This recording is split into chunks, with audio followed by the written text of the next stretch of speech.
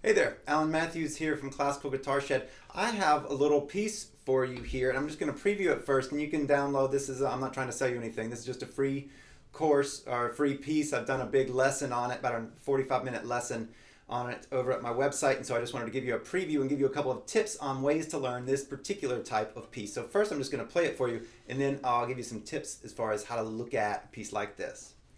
This is called the Spanish Dance.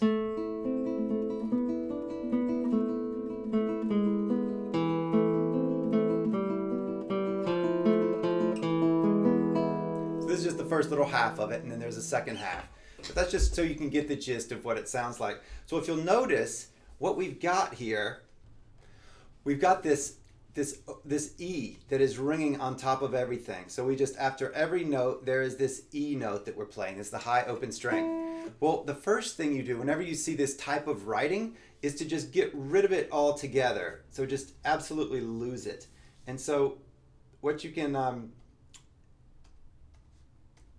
So then you get something that looks like this. So now we have just a couple of notes per measure. And that's a whole lot easier to learn already. It's just a whole lot to look at. And so that's number one. After you've done that, and you can just kind of look at the melody, and something else that you can do is you can look over and just make the entire measure and just look at the notes, all the notes that go into the measure, and see if they form a chord shape. And in this case they do. So we just have these different shapes for each chord. And if you know your chords, then you can actually name them. Like this is an A minor, you know, and so then you could go and then you could just think of this as an A minor slid up 2 frets, back to the A minor, then to the E.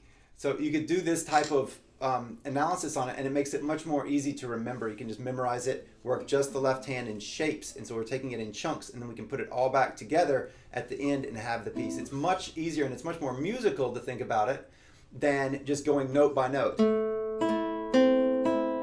which is the way most people do it, and it's not a great way of learning. It's not very fast and it's not very effective, and it wasn't written that way either. It was written as chords with a pattern over it.